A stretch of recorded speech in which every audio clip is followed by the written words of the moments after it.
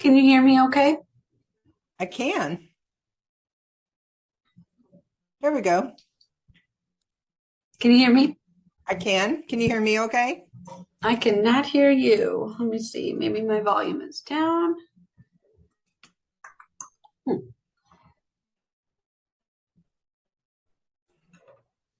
me see something. Can I hear you now? Let's see. It could be me. Hold on. I got you now. Oh, okay, good. I have a mic, and for some reason I don't think it's working, and then I think it cut out your audio for some reason. I'm paranoid because it's usually me. I'm not Zoom savvy actually, or microphone savvy, and I just got a microphone. I apologize for how I look. I just got off the treadmill. Well, good for you for being on the treadmill. I just thought, hey, normally I schedule these in the morning. This one was a little later, so I was going to go for it.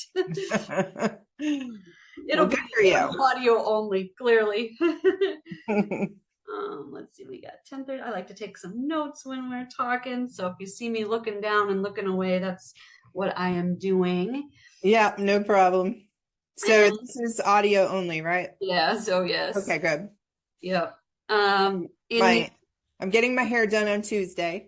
I know I've been thinking about how I need to make an appointment to get mine done too. I'm due with a baby number 3 in December. So oh, wow. I got to get them, I got to get all the hair stuff and all the stuff taken care of before I launch into that whole dynamic. So, okay, so today let's try to keep it around half hour, 45 minutes. Listeners, that's about their attention span. So that's why I say that. Sure. Is there any particular way you want me to introduce you on the show? Titles or? No, usually we send a bio. Let me see if I can. And you may have, and you know what? I admittedly love organic conversation so much. But I don't do a lot of homework on my guests, to be honest with you. But let me see. I know there was a couple vertical solutions. There you are. So is that It would have come from Teresa, but let me see if I can find.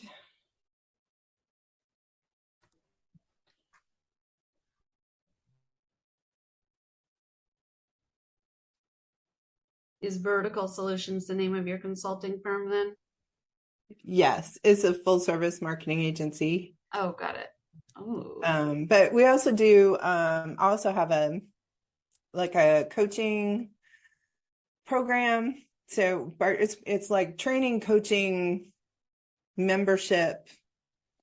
There's I don't know, it's hard to explain. There's 3 options. You can either just get access to the on-demand library of videos. Sure.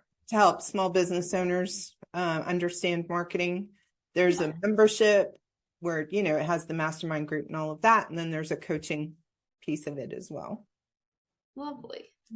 I'm actually working on, because I teach at a university, I teach an advertising course, and I'm working on taking my lecture notes and packaging them in a way for business owners so they can kind of have a background of, you know, I come from things more from a research perspective, research and strategy, and then moving forward into creativity and launching campaigns with that knowledge, armed with all of that knowledge. So that's kind of my bread and butter and how I help people. But I'm trying to do the same thing with the whole masterminds and setting up my lectures and trying to Mhm. monetize that. So we'll see if it works. But maybe I can pick your brain today about that. Okay, so I sent you the sheet, so you oh, should have it. okay, let's look. And this is specifically because this specific guest sheet is because I have a book coming out Okay, called The Juggle is Real.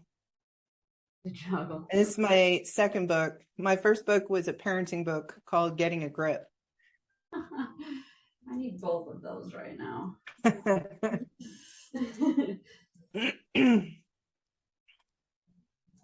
All right.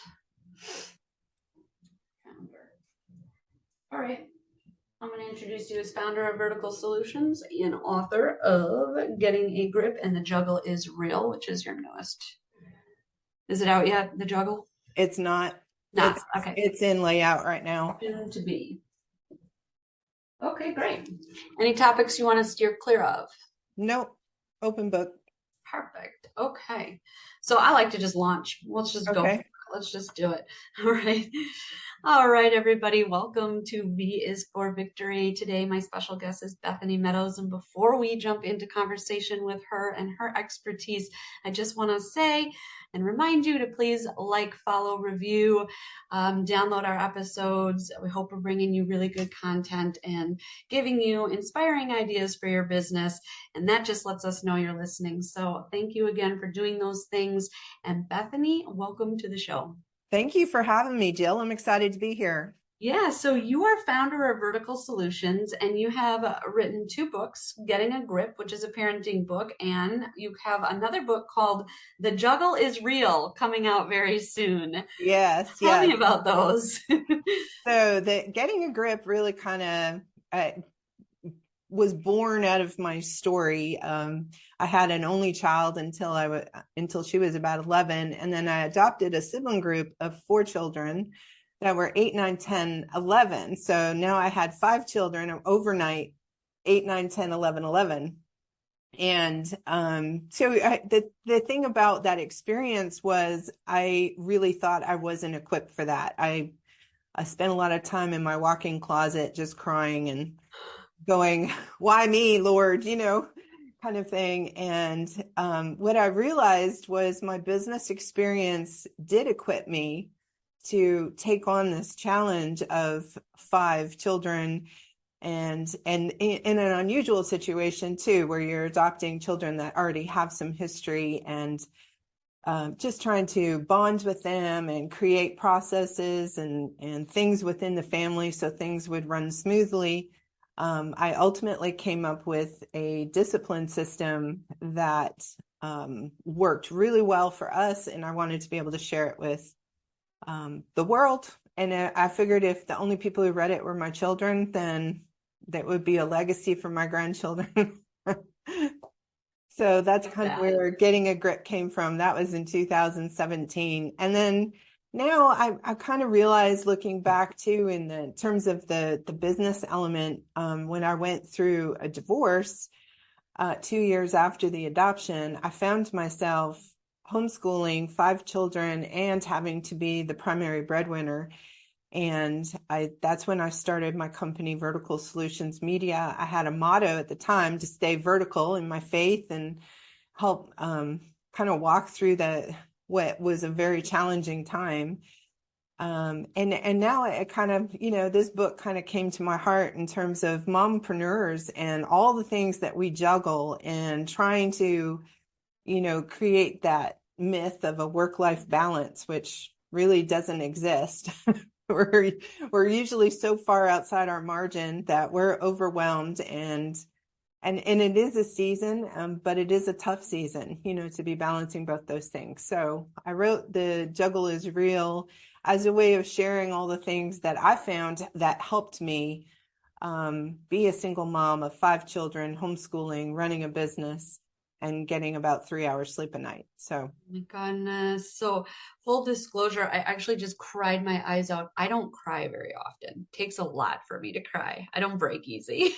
But I just cried my eyes out to our nanny because I was experiencing all the things that you were talking about just with two baby. We have two kiddos. I have a 4-year old and I have a 16-month-old. We have a baby on the way, which may or may not need a surgery right after he's born, which is putting a ton of stress on us. It's oh, extra doctor's appointments. It's all sorts of testing. It's constant, like, and as a business owner, I get about 12 hours a week at my desk to work on my business or to work for my clients and on my business right. and do the podcast. And so I was just feeling so overwhelmed. We had a couple doctor's appointments yesterday that didn't quite go the way we had hoped. I didn't quite get the answers that I really needed to feel like things were kind of moving in the right direction or off my plate. And so, just as a mom, as an entrepreneur, or as the world has so lovely coined us, mompreneurs, I get it. And I can't wait for this book to come out. I'm definitely going to pick up a copy of this book. And, I have not adopted children, but I feel like we have a lot in common. You also have a marketing firm. I'm super excited to pick your brain about that and how you got that started. But a very practical question that I want to ask you first. 5 children, how did you all fit in the car? We had a Suburban. Okay. That's our big struggle right now, logistics. Yeah. We're like, where do all these car seats go? How do you make them fit? And how do you reach them from, I'm one little person. I gotta Yeah, know how and it's not just the car seats, but as they get older, what you're going to find out is they eat a lot. And I needed the Suburban just to fit the groceries. or one extra Um, kid, like they Oh got a yeah, friend their coming friend. along. Yeah, Yeah. that's where like, oh my goodness, yeah, we just upgraded my husband's vehicle from an Explorer to an Expedition because we traveled to Wisconsin to see my family, and once we popped that third row up, there was no luggage going in that car, that's for sure. Yes. Yeah. I actually used to take them as a single mom. I would take all 5 kids camping Oh my in that Suburban, and I would have 2 roof bags with equipment, and all the kids had to hold their duffel bag, with their clothes and yeah, yeah, stuff, and then the rest, stuff was in the back. But those were some of the best memories that we all yeah. have, is just going out and throwing a tent up and sitting around the campfire and just being together with no screens. Well, and we currently homeschool our daughter. She actually goes to a homeschool group, so I can't say that I homeschool her, but she has 2 teachers and 8 students in her class. And I love this setup. I definitely hope to continue on. They only go up to kindergarten. So next year would be her last year with this homeschool group, but I definitely want to continue homeschooling and homeschool our other two kids. I just think that homeschool kids are a little bit, I don't know, they come equipped with that ability to take care of themselves a little better, to be more independent, because there's not as much hand holding. So when you see, to go camping with 5 kids who are homeschooled are probably already used to kind of being in, okay, go pack your bag. They get that. They get what that means, right? Right. Put um, up the tent. yeah, exactly, Yeah. exactly. Oh, wonderful. I didn't start homeschooling because I thought it was a grand idea. And I mean, I really felt backed into a corner. My oldest daughter, my biological daughter, we had just moved to a new state, and the school system it's called a cluster system there. Okay. You're not assigned to one school, you're assigned to 5 schools. And then as the schools fill up, they move them down through the cluster, right? Well, Okay. the problem with that is coming in the middle of a school year is, we got the bottom of the barrel school, right? Yeah, yeah. Inside that cluster. And within 10 days, she was being physically bullied. And then on day 9, a kid in her class grabbed another boy by the hair and broke his nose by smashing his face into a desk. And I was like, okay, and this is actually in my book too. It's like either we got to find a private school or she needs to take karate or something. Yes, self-defense. So that was kind of my entry. I tried to get her in private schools. They were also filled up, which is also a clue about the school system in the area. Yeah, yeah, And right. And one of the receptionists at a private school said, "Have you thought about homeschooling?" And I was like, her and I can't even do homework together. There's Yeah, I no know. way that that I would be able to be her teacher. And I said, okay, out of desperation, I'll meet with the president of the homeschool group, in the area kind of thing. And I met with her, and she had an only child as well. And she really encouraged me, you can do this. It's, there. And I'm like, what about socialization? Because that's what everybody says. And she's Right. like, no, we're very active, and she'll be able to, meet with the kids. And, we go on regular field trips and all the things, right? And so she really kind of allayed some of my fears. Well, 18 months later, I adopted the group of four, and it was a beautiful thing for them because they had the opportunity to, because they were going through some stuff, right? Yeah. There was a lot of change in the new family, and they're just kids. And Right. so it gave them a place where they could have a bad day and it be okay. Yeah. And I was able to customize. They had been held back multiple years. I ended up homeschooling all the way through high school. Everyone graduated when they were supposed to. They all caught up. So it ended up being this beautiful thing, but I was definitely the reluctant, yeah, no, I don't think I'm the right person to homeschool my kids.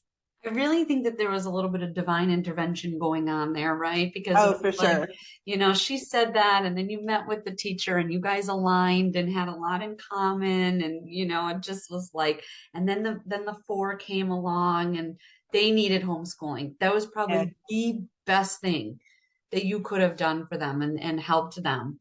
And to catch them up is just a testament to your ability, your faith, your patience. I think. Well, one of the Yeah, things I talk about in the book, The Juggle is Real, is about, I do a whole chapter on understanding your why and yeah, really discovering what that is, both on a personal level and on a business level.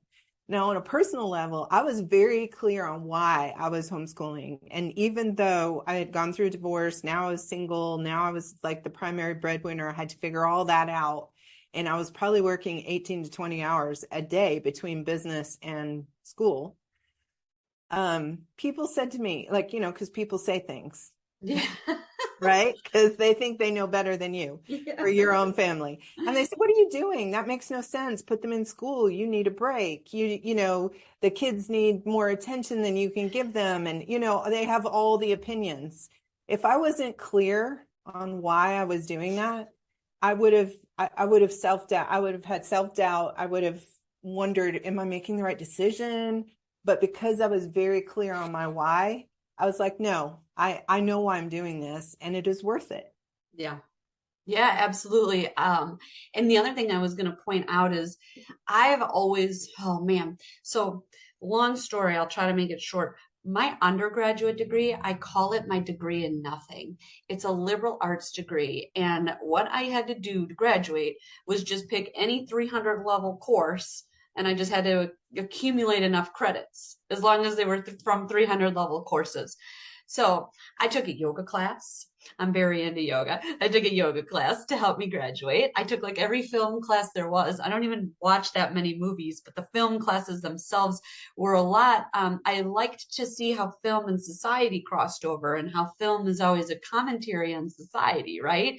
And then that played. Then I started taking some business courses and some PR, and interpersonal communications was a good one. But I started to see how, like, no matter how um different, maybe like different parts of the school or different parts of areas of study, I started to see how they all collided. And it gave me this really unique vision of like, man, I used to take yoga and I would hear the physical cues and I was thinking it's a very physical practice. And then one day it was like the teacher just said, and whatever he said, I don't even know what it was, but I was like, man, that's not about the pose. That's about life. That's applying to the situation that I'm in, or this friendship, or this relationship, or this career path, or this uncertainty in my life.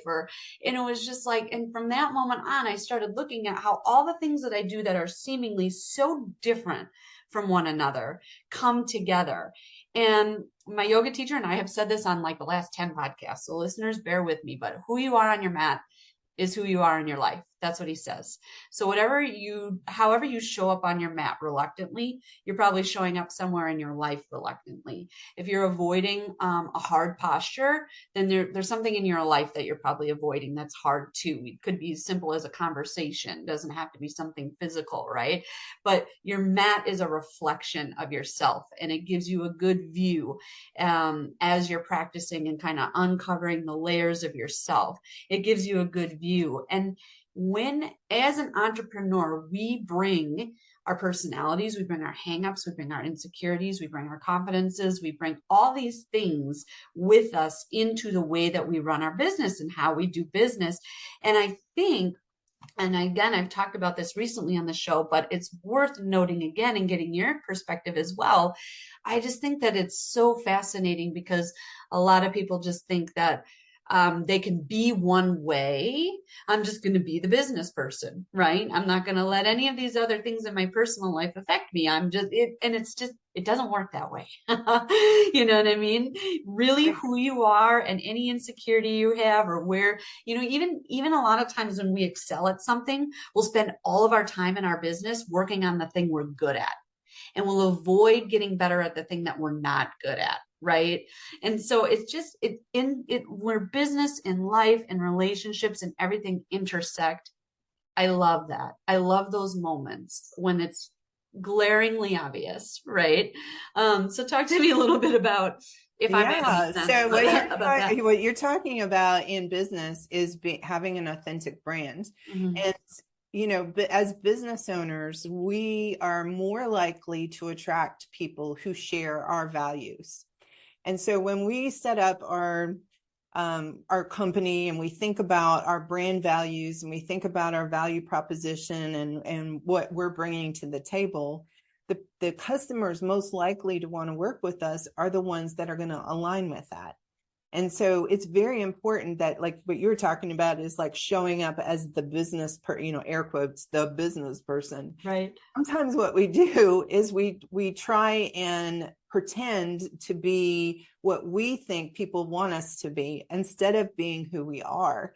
And the problem with that is people can see that we're faking, and now they don't trust us. Yeah. Yeah. Right. And so it's important that we show up in our authentic self, and that becomes part of our differential, right? We can't just mimic our competition and Thank expect to stand you. out, right? Thank We have to, you. Yes, that's a great point. Yep.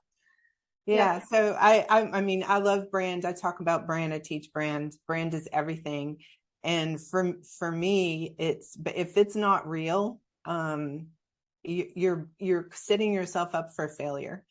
And so, if I had to say that, the one thing to a business owner who is struggling is really look at the brand that you're establishing for your company and make sure that it's authentic and make sure it's who you are.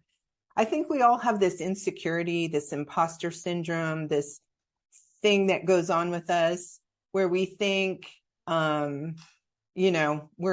people are somehow going to see all those insecurities. Yeah. I'll see all those things that we think are wrong with us.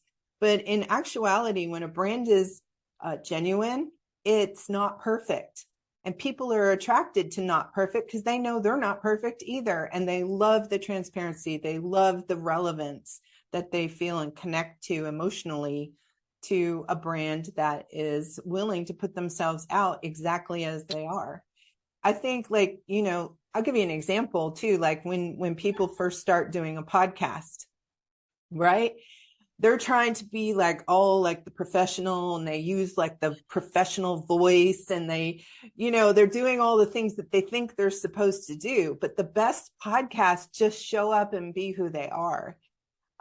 Because, then it's funny, or, the dog barks when you're trying to Oh do it. yeah. Oh, great. And you just be real, just be human. And you can be that as a business, because your business is a reflection of you Yeah. as a business owner. Yeah, and even a good example of that is like you were saying, vertical solutions. That name is so meaningful to you because you always want to be vertical in your faith, vertical in, your movements, your career. Vera Creative is the name of my consulting firm. Vera means warrior. It comes from a Sanskrit term, and Sanskrit is obviously what all the yoga poses are named in. So it's very personal to me, right? And I had people tell me to change the name before I went out and really established my brand, but I didn't. I stuck to my guns, and I love it to this day. I have not had to rebrand once because I love my logo. I love the name. My tagline is Victory for Brands. My podcast is V is for Victory. Like it all Right. works, right? um, Our tagline is reinventing success. oh, I And for love that. me, that was coming out of the divorce and reinventing myself, reinventing my world, reinventing the way, I do life. And so, yeah, it all connects. And I'm 14 years in on my business. Yeah. And it has stood the test of time because Yes, good. it was real and authentic. And so that's Right. another great point too about your brand. If you have to keep changing it every 5 years, it probably wasn't you. It will evolve.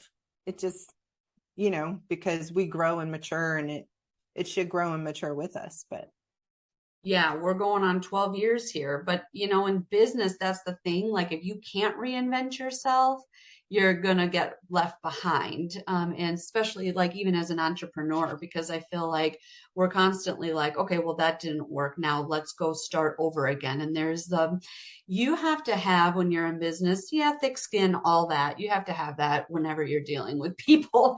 But I just think that in terms of like entrepreneurship, you have to have it intrinsically.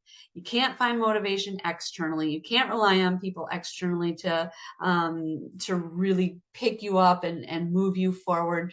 You have to be creative. You have to be insightful. You have to constantly be reinventing yourself when something doesn't work, and rather than kind of, oh, I don't know, giving up, I guess. I don't know. There's a lot, I see a lot of small business owners go back to the 9 to 5, and they kind of bounce between this and that and the other, and they don't really stick with it. And I agree, there's a lack of authenticity in that, but also just a lack of their own ability to reinvent, right? What they thought was going to work doesn't work anymore. And now they're like, well, now what? That was my one plan, right?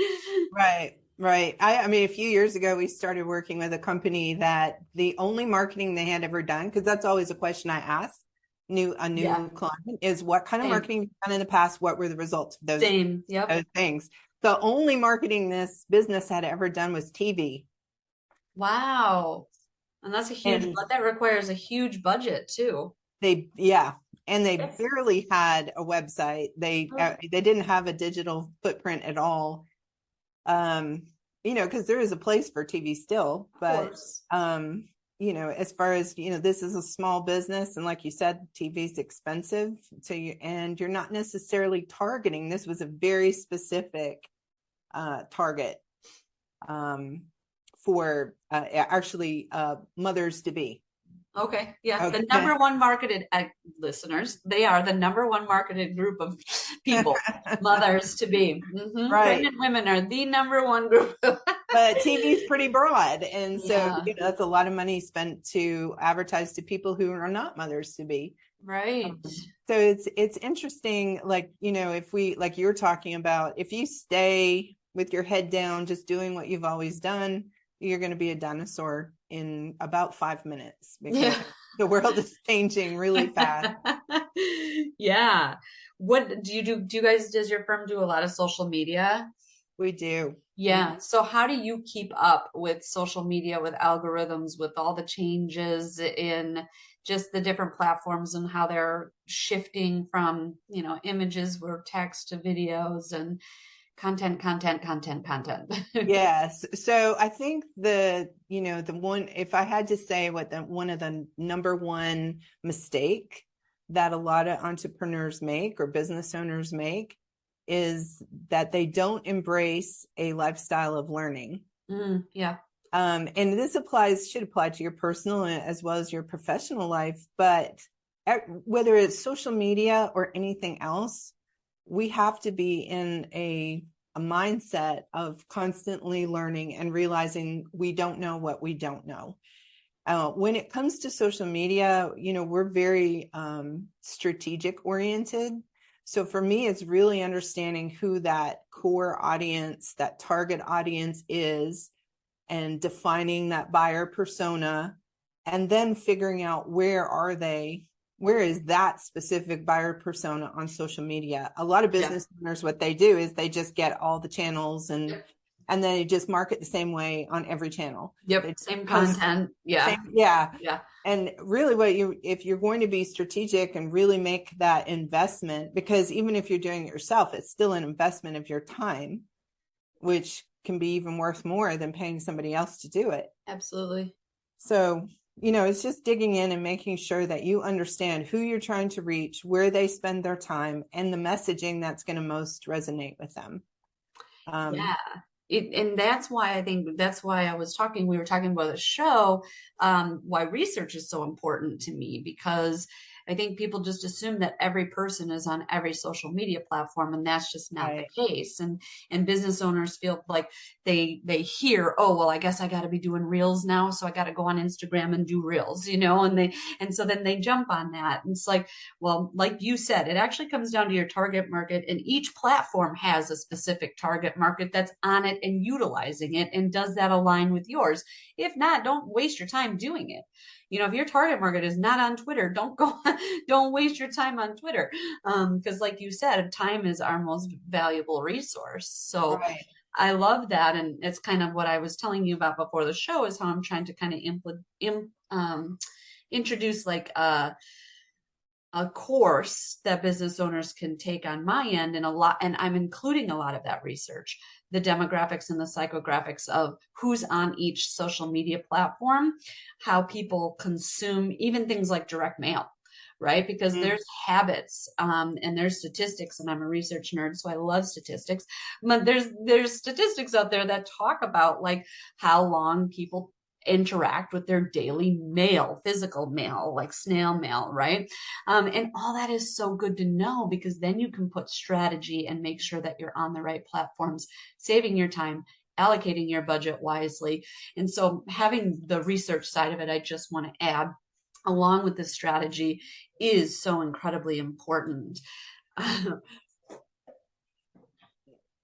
Yeah, I totally agree. And that the thing is, it's overwhelming.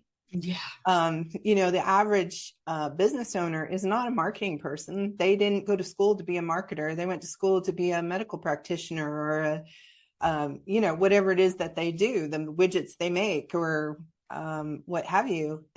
So marketing is like this foreign piece of it that it would be like, for me, I'm a marketer. The one thing that's really difficult for me to do is bookkeeping, because it's the other side of my brain. Yeah. But I have to force myself to do it. I have to discipline myself to do it, because I'm a business owner. That means I wear a lot of hats. And so a lot of business owners avoid the marketing piece of things, or they allocate it out to, outsource it without really having input. But it's one of those things, even if it's hard, you still have to do it as a business owner. It doesn't matter what you do, what kind of business you have, you're in marketing. Oh yeah, or you're in sales, like that too. So, and even if you're hiring someone to do your marketing, you are still the one that should be directing the strategy. So you need to learn, teach yourself enough that you can say, that doesn't make sense for my brand, or that's not going to align with the target audience I'm trying to reach. You should at least have that. One of my best friends, I do her marketing, which I know, and normally you don't want a friend to do your marketing, people, but we work. We're so like-minded, and she's been my client for, I don't know, 10, probably as long as I've been in existence, 12 years. And anyways, but she's always saying, she's a great referral source for me, okay? But she's always telling people, she'll make you more busy, you know, because she demands stuff from you. So kind of going along with what you're talking about, like I demand that the clients be an active participant into the decision making and, help kind of you have to teach me a little bit your brand voice. I can look at what you've put out there, but I need to get to that why piece and understand you and your voice so that I can then go and kind of mimic it. And I've always said that that's kind of my best quality is being this like chameleon was undercover. There's some clients where I read their posts and I'm like, did I write that or did they write that? I can't even tell. I honestly can't tell, and I think that's a really good thing. Yeah. Personally, it's something I'm very proud of. But yes, it's funny because it sounds like she's when you're referring someone, that's the last thing you want to hear, like, wait, I'm hiring her and I'm going to be more busy, what? But it goes along with what you said, like, yeah, I'm going to be teaching you things along the way. I'm going to be asking for, like I said, your input and your perspective and who's buying from you. Oh, you don't know? Well, then let's go back and put a strategy in place so we can figure that out, because we have to narrow down this target market. So I love Right. all the things you're I talking about. refer to it like a marriage, it's like, and so that's why not everybody's a fit, right? Yeah, Everybody's not a fit to work with you as a marketing professional. You correct. you want to attract customers to you, like we were talking about before, who align with your values. I mean, there's some customers I'm not going to work with because I don't believe in what they do. Yep. Um, Yes. you Having know, integrity is so important. right. Or if they aren't going to let go and trust the advice that you're giving, and they want to Yep. micromanage. I always, Yep. I'm not Kinko's. If you want to do that, go to Kinko's. There's a reason why we do what we do and know what we know. So it has to be this collaboration, this, where you kind of come together and, we understand your brand and where you're going and what your goals are. And then we use our expertise to elevate that. Yeah, I mean, I love that. Like I said, you're just speaking my language right now. You're speaking into my little marketing heart. It's great to find other like-minded entrepreneurs and marketing consultants out there, because I feel like the other side of things too is clients have been really burned by consultants, Yeah. right? That kind of just take their money and don't really do anything or make these big promises and don't even return phone calls or emails or anything like that. And again, like not only are you a marketer when you're a business owner, but you're the customer service, you're the customer service rep. You're the number one, sometimes you're a lawyer, like you're all Yeah. these things. um, but yeah, so anyways, talk to me a little bit about how you do find how do you guys find clients? How do you sell yourself? And what you look for in clients, because I think that's also the beauty of I love that I get to pick and choose, and I would never market something that I don't stand behind, and that's the glory of Right. it. I can't imagine being in a job or being told where you have to go push this product that does harm or something like that. Like that would break me. Yes. So as an agency, when you're first starting out, you're hungry. You'll do whatever you need to do. For as little as Yeah. So it's yeah. whatever you need to do, you do just to survive. But at some point you reach a level of success that you can, that the word of mouth is what kicks in. Yep. I'm really big on word of mouth and creating experiences so that customers will talk about you. And that's true not just of my business, but of my client's business, right? If we can wow, surprise, delight our customers, they become our best form of advertising. Mm-hmm. And I've also found that when I go out and market myself or the agency, I don't get the client that I want or need. I don't get the person, I don't attract the person that I want or need as an Yeah. agency. When it comes through word of mouth, those are the quality clients because they're being referred out of relationship. And those relationships would not refer a crazy person to me. Right. So I Absolutely. have found it It's is very easy. better. It is much better for me to work on the customer experience and let them refer people to me. and allow that growth to come from the not crazy cool. And then it's a little slower of growth and it's a little bit more organic, but as long as you know that about your business, then you can, again, you can budget accordingly and hire accordingly. And so that all works. And I'm the same way for years. I mean, I think I do very little advertising. I joined the chamber this year. That was big for me. And I sponsored an event. But, again, it's keeping things into perspective. Did I think that that was going to result in 10 new clients? No, absolutely not. It was just because I hadn't done anything yet to get my name out there to the local businesses. And I know that there's a lot of untapped potential. And I know that that first kind of, experience comes from just putting the name and the face together. So I just wanted to show up and be like, hey, I'm the sponsor of the event. You're wiping your face with my napkins. Right.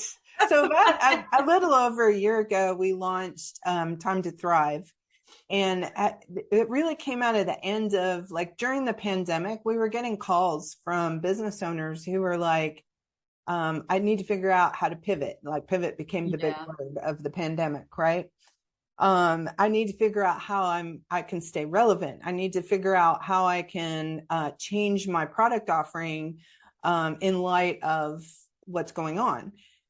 So the problem was they couldn't afford us. They were the smaller businesses. We have like a minimum retainer level, and they couldn't afford us. And I got enough phone calls that I was like, wow, there's a real need out here to help these smaller business owners. But how can I do that in a way that makes sense? Because we sell time and we only have so much of it, and they can't afford our time, right? Yep. So that's why we created Time to Thrive, to be this solution for the smaller business owner to be able to have access. So I just treat Time to Thrive like one big client. Mm. So it makes sense for me. I create a lot of evergreen trainings and things on video where they can get access to those things. But then we also do live events. Like yesterday, I did a monthly Q&A where they can just get online and go, look, I'm struggling with this. And it's $67 a month, so they can afford that. Yeah. And we can bring in guest experts, people like yourself, that can share their knowledge with the group. And we do social stuff, like, and people are all over the country. So like we'll do like a Christmas party and everybody just gets on Zoom and hangs out, and we play games and whatever. And it's just, part of that community, being part of that community of people who really, like you were saying, like, you're speaking my language, like being part of a community where people speak your language and really understand the struggles of a solopreneur or a small business owner. We have actually a lot of real estate agents in the group as well, because they're business owners. Oh, yeah. So I'm having a ball with this group because I get so much, and this, so that's why I'm telling you this, is when you see a light bulb come on over someone's head and changes the course of their business, that's huge. I mean, I go home, I've had a good day. It doesn't matter what has happened that day. If I have one of those, I'm a happy girl. So it's very fulfilling. And that's the thing. I read somebody's Facebook post the other day and they put it more eloquent. Everybody puts things more eloquently than I do. That's why I have guests on the show, because you're speaking my language, but you're speaking it way better than I could. Whatever he said in his post, I was like, yeah, that's absolutely right. And what it got down to was that as an entrepreneur, if you aren't in it to help other people, then you're going to be miserable. Like, if at the end of the day, helping somebody is not your ultimate goal, you're never going to be happy, because that is the number one reward you get as a business owner. That's in my opinion. I full-heartedly believe that it doesn't matter how small of a way, but if I can just help somebody with one little thing or solve one little problem for them, it's like that just fills me up. I am so pumped, and that's what keeps me going day after day after day after day. And it has nothing to do like with me, right? It's all about seeing them be successful and helping them succeed. So if I create a post and I see that post gets everybody's going, yeah, oh, that's so right, I'm like, I am so pumped for my client, right? Even though I wrote the post, it's like, that's awesome. They're getting the reward for it because that happens, right? And a lot of time it's our content, it's our word, it's our work, and the client is getting the kudos for it. And so that can, to some people with when ego is involved, can maybe be not feel so good. But for people like you and I, it's like, yes, I did my job today. I was a success. Like that to me is how I define success in my role, right? Are my clients successful? Are they having wins, big and small? It's just the best feeling. It is. It totally is. I did a challenge here recently in the membership called the Write a Book in 30-Day Challenge. And because I was writing the book, I was like, I'm going to document my process of writing a book. And then I'm going to be able to share it with others, because I really think that a lot of people have something amazing to share. And writing a book is a way to do that. And as a business owner, if you have something amazing to share that's around your industry, that book becomes this very powerful lead magnet tool, thought leadership elevator. It's just so useful in so many different ways that you can use a book. But that's a big part of part of that process is that book statement. Like, who are you talking to? What problems are you helping them solve? And then what will be the result for them? How will their life be better? And so I walk them through that process so they can be very clear on who they're talking to and how they're solving their problems. And that's how they, get to that place of clarity in writing the book. But it's true of a business as well. That's part of your brand statement, is understanding who you're trying to help, what problems they have, and how you solve them, and how it changes their life. You have a career in teaching if you ever want to teach at a university, because you sound so much like my professors too from my grad school days. And I think that's I'm like, wow, yes, I haven't heard somebody speak like this on this topic since my school days. It's so simple. I love how you're boiling it down. Okay, so Bethany Meadows, founder of Vertical Solutions and Time to Thrive, author of Getting a Grip and The Juggle is Real. When does that come out? How can we get our hands on all of these offerings that you have? Yeah, so Getting a Grip's already on Amazon. It's on, other sites, but that's usually the most common place to get it. And then The Juggle is Real will be out in 45 days. You just super pumped. You're counting down the days. I am. What's your book launch going to be like? What do you got planned? Yeah, so we're working up to that. The big thing when you launch a book on Amazon, and of course, I'm teaching all of that inside that Write a Book in 30-Day Challenge too, is you got to start marketing as soon as you start writing your book. Yeah. Start building that buzz, building a community around it, really starting to draw in the target audience that you were looking to. So marketing starts as soon as you sit down to write your book. And then, on Amazon, you always want to be the bestseller. So you have to dig in and find the right category and figure all that stuff out. And we take people through that step by step. But so when you have your launch day, you actually quietly launch 2 weeks before you actually launch, just so everything's working right and doing all the things. And then launch day, of course, you want to just drive as many people as you can and just have everybody set up to come in on that one day and buy a 99-cent Kindle copy of your book so that you will be shown as a bestseller on Amazon. And of course, then forever and ever, you can say, you're a bestseller on Amazon. Tricks of the trade, people. I love that little gold nugget you just shared there. That's brilliant.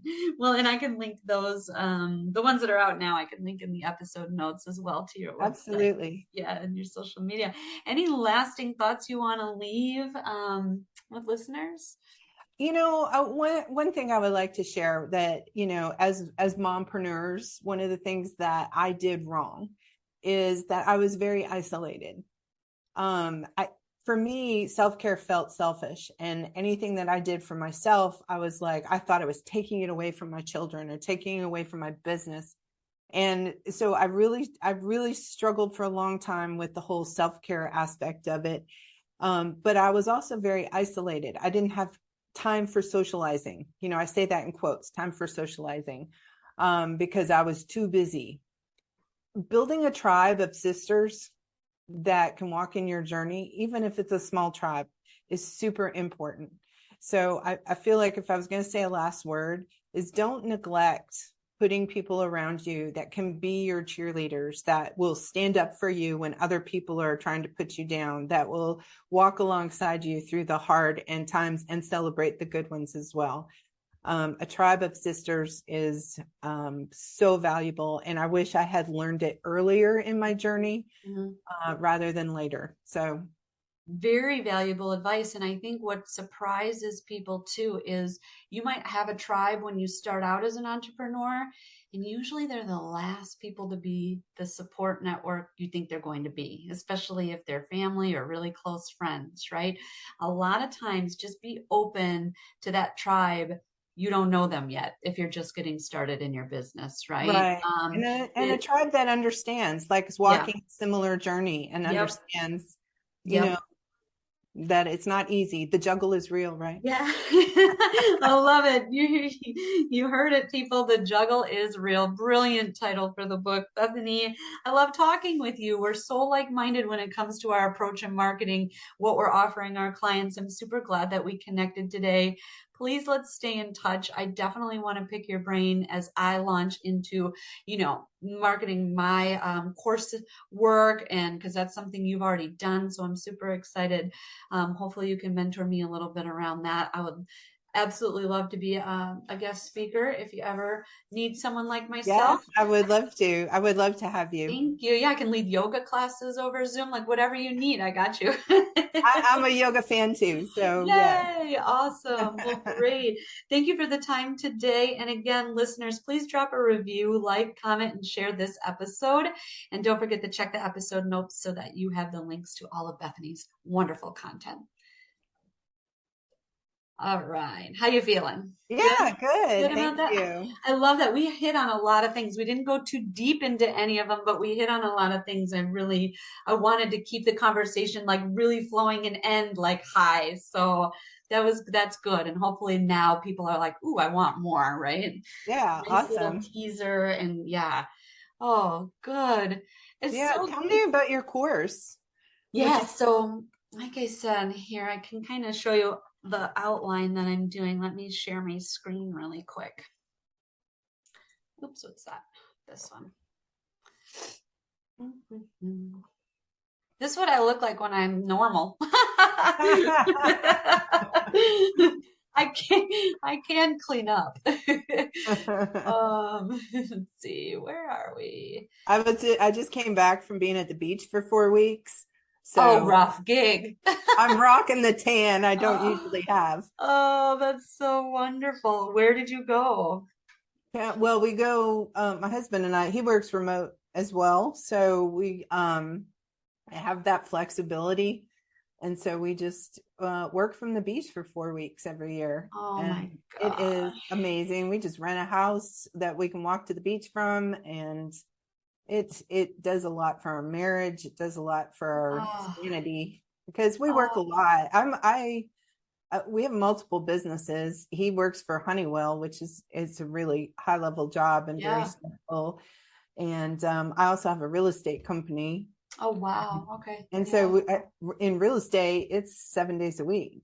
Um, absolutely. you don't get a break. So we No. work a lot. And And you're working at night, weekends, like you said, yeah, yeah, because you're subject to, so when yeah, you have that intentional 4 weeks away, even on the real estate side, I have a buyer's agent that I just have her cover me for everything. yeah, And it just gives me a break from, all of that. yeah. So this is I've got my course divided into three lectures, if you will. And the Okay. first one just covers market research, and it's really just like defining research, right? And then why you need it. And then types of market research. And then how do you get started? What kind of questions are you asking when you conduct research? Um, and it just kind of takes them through a couple examples into the competitive side. where do you actually go? Like articles, publications, interviews, focus groups, those types of things. And then just again, definition of terms for, I think a lot of people understand demographics. I don't think they understand psychographics. So I really went into like a further detail for psychographics and Well, more on targeting. can I give you a suggestion? Yeah, of course, This please. is great content. What one of the things that I do, because when I'm teaching, I use a PowerPoint to kind of hit the high level. Mm, But then people are like, well, can I get a copy of the slides or a copy of your notes? Or, like they don't feel like they've got enough. So what I yeah. do is for everything that I've ever taught, I have a worksheet that goes with it. And so then I can take a lot of the content off the slides. So Okay, right. on this Not slide as here, content you could heavy. have Yeah. two main categories: primary target, secondary target, and everything else is on the workbook. Oh, great. Okay. And Perfect.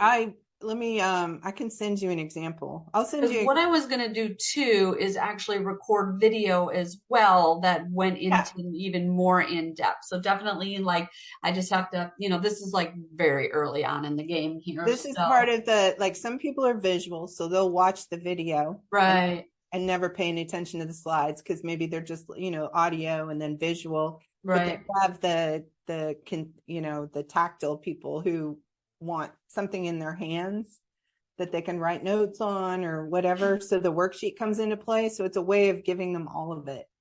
Are I you love using, that. what are you using for your platform? I'm going to look into Teachable. Okay. It was recommended to me. I actually found it one night, and then the next day, my podcast guest recommended it to me. I was like, "Oh, okay." I don't really know much about it. I haven't done a ton of research on any of the platforms just yet. One of the big ones is Thinkific. But the one that I like and the one that I use is Kajabi. Oh, Um, okay, and the reason I like Kajabi, it's going to be a little bit more than like a Teachable would be, okay, but it includes all your landing pages, your website, your automations, your emails, all of it. It's an all-in-one. hmm. It integrates everything together. So like you can, and I mean, they have templates. It's really easy to use. It's very Yeah. I user think my friendly. assistant actually knows Kajabi. Yeah, I love Ask her. Kajabi all day long. We have Okay, on active campaign, and it's a little bit more technical. I think Kajabi's like built for the non-techie person. okay, I like that too. Yeah. So I Yeah. think I think when you get started, it's like 99 a month or something. Okay, I don't think it's that bad, but because it includes everything, like your, right. and also if you could do like a lead magnet to attract, like a giveaway, and you upload the PDF, and it will dump the people who request the PDF into your email, and then you can launch an automation where they get a series of emails around your course, Oh, great. Okay. things like that. So it's, from a marketing standpoint, it's awesome. Creates a good funnel. Yeah. Yeah. Oh, okay. Well, thank you for those tips. I appreciate that.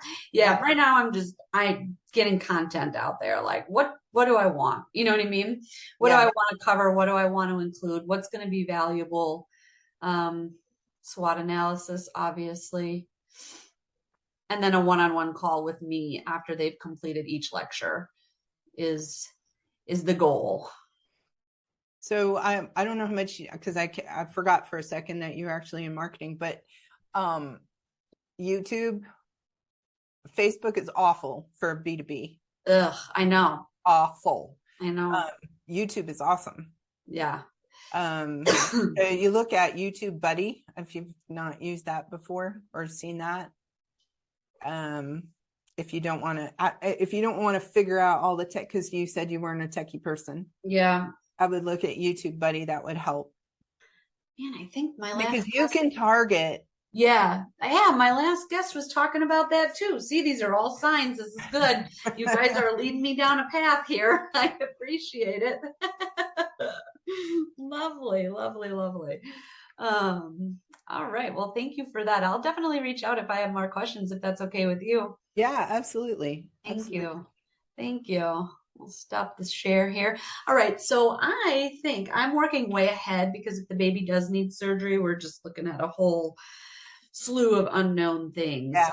And I'm currently putting out 2 episodes a month. So I believe that your episode will be February, will air in February. So your Okay. book will be out then, and we'll be able to include all the links and everything like Oh that. yeah, That'll be awesome. really exciting. Yeah. I will get this edited and I will get you a private link because I upload it right away. So it's in the queue and it's launched, it's ready to go, but then it'll just release on whatever date I say it to be released on. So Sure. I'll let you listen ahead of time too. And leading up to the release, we'll do some social media and I'll make sure to tag you in those things so that you can share them. Yep. If you Absolutely. want the actual file, let me know because I can send you the audio file as well. You just tell me what you need to help promote on your end, and I can provide that for you. Okay, awesome. Yeah, we'd love the audio. You just send it to Teresa. And we can do some graphics and with an audio attached to it, make a little Great. video. Great, yeah, and Yep. my airs on airs on SoundCloud, Apple, Spotify, Google, and YouTube. I've missed a couple episodes because I'm kind of revamping. I used to do a slideshow of my portfolio, but as you know, it's so hard to show our portfolio because it's like, I don't know, just take a picture of my brain and that's my portfolio. That's really why you're hiring me is for my brain. But yeah, I'm supposed to get some photos done, like a nice photo shoot, like a professional. I've had it done for yoga. I've never had it done for marketing.